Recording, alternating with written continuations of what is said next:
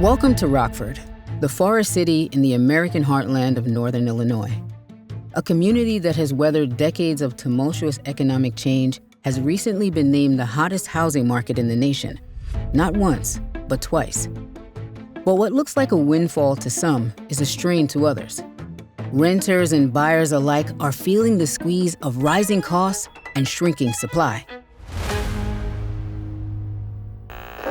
New at 6 tonight, bidding wars in the Rockford housing market have home prices skyrocketing. Rockford, Illinois was just named the hottest real estate market in the country. Rockford area homes continue to sell fast and for more money. Residents are having a difficult time purchasing homes. Being named Wall Street's hottest real estate market, it's kind of been both a blessing and a curse. We're getting attraction from people outside our marketplace, but the curse of that is they're driving our prices up. We've been long known as an affordable market for people who can buy housing. It is very affordable compared to San Francisco or New York or Chicago. It's still costly for many of us who live here. Our incomes haven't risen as high and as fast as the price of housing has, so more people are struggling to achieve housing. Locally, it's been exacerbated by the fact that we haven't built, and we've built far less than other communities have. The recent city housing study that led to the housing strategy is telling. The housing needs assessment shows that they need 6,000 to 9,000 new units by 2035 in order to meet the demand. It really is reflective of underbuilding. I think it's more than that. I think every year that we don't do what we need to catch up, we're farther behind. And if everybody wants to move to Rockford, where are we going to put them? How are we going to house them? That's a large number of units when we've really only been producing a few hundred a year. There's been 15 years where we've had a handful of homes built every year in our community. That's not enough to sustain our marketplace. For every home that we have available, we have roughly 3, almost 4 agents. We have more real estate agents than we have homes for sale. Where Rockford is a little bit different in that underbuilding is it still costs us significantly more to build housing. Construction costs, labor costs, interest rates. It costs us more to build it than the return is going to provide. And it's pretty much shut down new construction.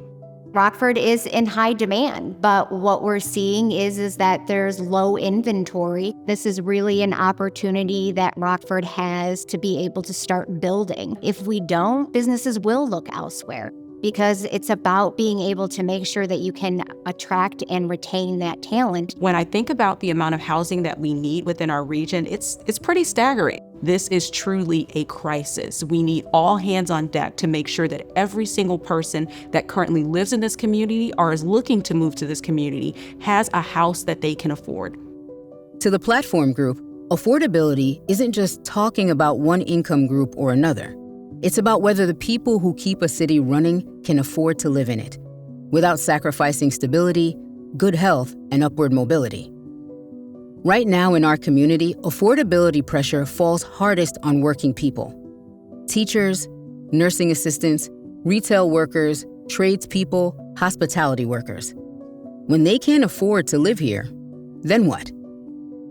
We're talking about folks who are trying to make ends meet, but the cost of housing has risen to a point that exceeds 30% of their income. If you exceed that, you now are in a space where you're housing burdened. Housing burden suggests that you're not going to pay for other things like healthcare, education, healthy groceries, your power bill.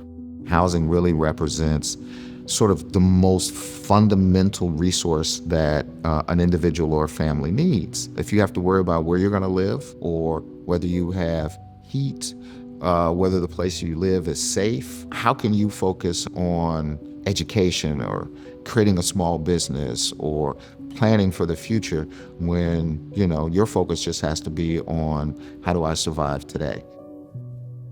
Housing isn't just a social issue. It's economic infrastructure that shapes whether a city can attract talent, support families, and grow and be prosperous long into the future. The sky's the limit if we get it right. If we don't get it right, I feel like this opportunity that we see to rebrand ourselves as a community will be a fleeting thought. I think for 30 years now, I've heard we don't have the workforce to insert whatever that is. We could have a workforce because they'd have places to live in vibrant neighborhoods. We could be a much different city. So if we get this right, Rockford could look like Rockford does now, but so much better. You know, listen, Rockford is a hidden gem. We've always known it. That's one of the things that the platform group does provide. We have roots in this community. We grew up here. We have family members here. We love this community. We want it to be better, and we will make it better. We're not going to quit. There's no single fix for a housing crisis like this. It will take many hands, new ideas, and a clearer understanding of how housing development works. In our video chapters ahead, the platform group will dig deeper into the concepts, the stories, and the choices facing Rockford, and the ways citizens, business, and government can join hands and make Rockford home for all.